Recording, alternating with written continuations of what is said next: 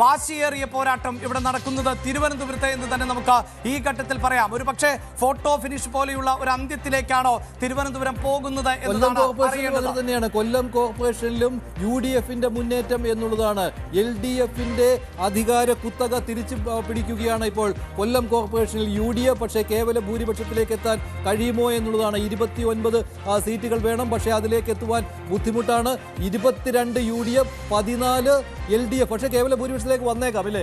22-14 എന്നുള്ളതാണ്. കൊച്ചിയിൽ പക്ഷേ LDFന്റെ മുന്നേറ്റമാണ്. തൃശ്ശൂരിൽ UDFും LDFും NDAയും, അവിടെ LDFും NDAയും ഏകദേശം കൃത്യമാണ്. രണ്ടാം സ്ഥാനത്തിന് വേണ്ടിയുള്ള മത്സരം. മുട്ടടയിൽ വലിയ വിജയം നേടിയിരിക്കുകയാണ് വൈഷ്ണ സുരേഷ്. നേരത്തെ പറഞ്ഞ പോലെ രാഷ്ട്രീയ കേരളം കണ്ട ഏറ്റവും വിവാദമായ ഒരു സംഭവമായിരുന്നു ഈ തദ്ദേശ ഭരണ തെരഞ്ഞെടുപ്പിൽ വൈഷ്ണ സുരേഷിന്റെ സ്ഥാനാർത്ഥിത്വത്തെക്കുറിച്ച്. അവിടെ UDFന് അട്ടിമറി വിജയം നേടാൻ കഴിഞ്ഞതും ഇതേ കാരണം കൊണ്ട് തന്നെയായിരിക്കാം.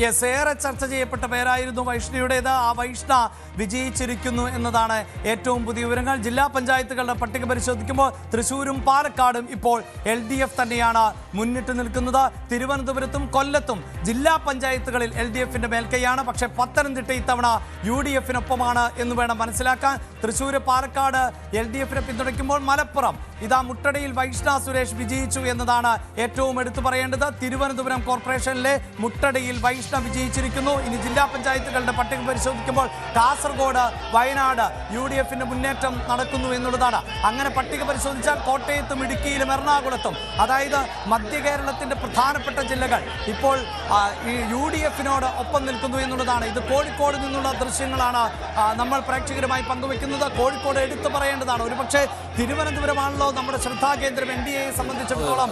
എന്നാൽ കോഴിക്കോട് 14 സീറ്റുകളിൽ NDA വിജയിക്കുന്നു എന്നുള്ളതാണ്. മലബാറിന്റെ പ്രദേശങ്ങളാണ്. കോഴിക്കോട് പതിറ്റാണ്ടുകളായി ഇടതുപക്ഷത്തെ പിന്തുണയ്ക്കുന്ന കോർപ്പറേഷനാണ്. അവിടെ അധികാരത്തിൽ ഇടതുപക്ഷമാണ് തുടരുന്നത്.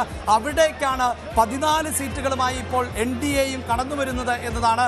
അത് ക്ഷീണിപ്പിക്കുന്നത് ആരെ എന്നുള്ളതാണ് ഏറ്റവും അവസാനം നമുക്ക് മനസ്സിലാക്കേണ്ടത്.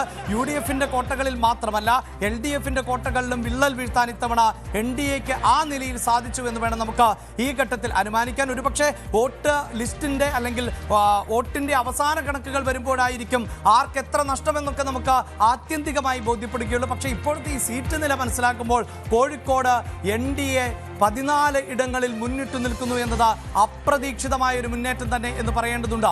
കണ്ണൂർ കോർപ്പറേഷൻ എന്തായാലും ഇത്തവണയും UDFനെ തന്നെയാണ് പിന്തുണയ്ക്കുന്നത്. കണ്ണൂരിലും NDAക്ക് മുന്നേറ്റം നടത്താൻ സാധിക്കുന്നു എന്നതും എടുത്തു പറയേണ്ടതാണ്. തിരുവനന്തപുരത്ത് LDFന്റെ പടയോട്ടം എന്നത് ആത്യന്തികമായി ഇപ്പോൾ ഇഞ്ചോടിഞ്ച് എന്ന നിലയിലേക്ക് മാറുകയാണ്. 26 LDF മുന്നിട്ട് നിൽക്കുമ്പോൾ തൊട്ടു പിന്നിലായി 24 NDA ആണ് എന്നതാണ്.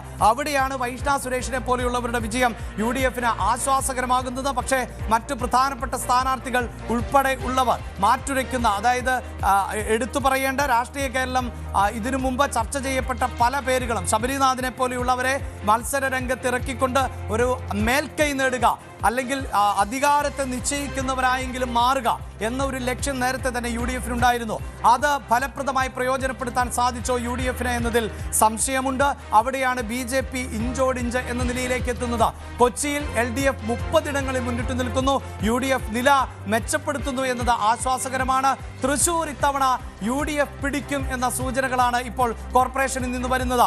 24 ഇടങ്ങളിൽ ഇപ്പോൾ UDF മുന്നിട്ട് നിൽക്കുന്ന സാഹചര്യമുണ്ട്. അങ്ങനെയെങ്കിൽ കോർപ്പറേഷനുകളിൽ പകുതിയെങ്കിലും നേടാൻ സാധിച്ചാൽ അത് വലിയ മുന്നേറ്റമായി തന്നെ കണക്കാക്കാം. കാരണം 6 കോർപ്പറേഷനുകളിൽ ഒരേ ഒരു കോർപ്പറേഷൻ മാത്രമാണ് 2020 UDFന് ഉണ്ടായിരുന്നത്. അത് കണ്ണൂർ മാത്രമായിരുന്നു. തിരുവനന്തപുരവും കൊല്ലവും കൊച്ചിയും തൃശ്ശൂരും കോഴിക്കോടും അടക്കം UDFനോട് ഒപ്പമാണ് നിന്നതെങ്കിൽ ഇത്തവണ ആ സാഹചര്യം മാറുന്നു.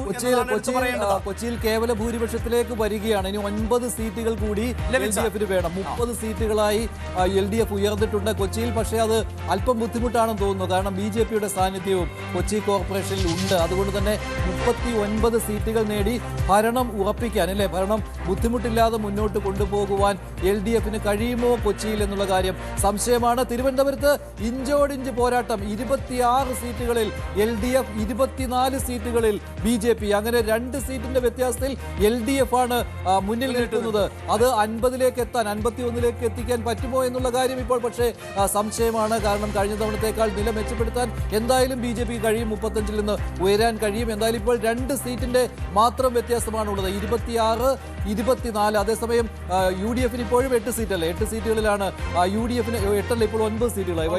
വൈഷ്ണവ് കൂടി ജയിച്ചതോടുകൂടി 9 സീറ്റുകളിൽ, അല്ല 7 സീറ്റുകളിലാണ് UDF, 26 LDF, NDA 24 എന്നുള്ളതാണ്. കൊല്ലത്ത് കണക്കിപ്പോൾ 22, 14 എന്ന രീതിയിൽ കേവല ഭൂരിപക്ഷത്തിലേക്ക് UDF കാഴ്ചയാണ്. 7 സീറ്റ് കിട്ടാനും സാധ്യതയുണ്ട് അല്ലേ? 7 സീറ്റോടെ കിട്ടിയാൽ കേവല ഭൂരിപക്ഷമായി. തൃശ്ശൂരിൽ പക്ഷേ ആർക്കും ഭൂരിപക്ഷം കിട്ടാനുള്ള സാധ്യതയില്ല. പക്ഷേ തൃശ്ശൂരിൽ മുന്നേറ്റം നടത്തുന്നത് ഇപ്പോഴും UDF ആണ് എന്നതാണ് എടുത്തു പറയേണ്ടത്. ഈ കഴിഞ്ഞ തെരഞ്ഞെടുപ്പിൽ ഈ കോർപ്പറേഷനുകളിലെല്ലാം UDF-ന്റേത് നിറം മങ്ങിയ പ്രകടനമായിരുന്നുവെങ്കിൽ ആ നിലയിൽ നില മെച്ചപ്പെടുത്തുന്നു എന്നുള്ളതാണ്. അതായത് കൊല്ലവും തൃശ്ശൂരും ഒക്കെ ഒരു പരിധിവരെയെങ്കിലും UDF-ന് ആശ്വാസമാകുന്ന സാഹചര്യമാണുള്ളത്.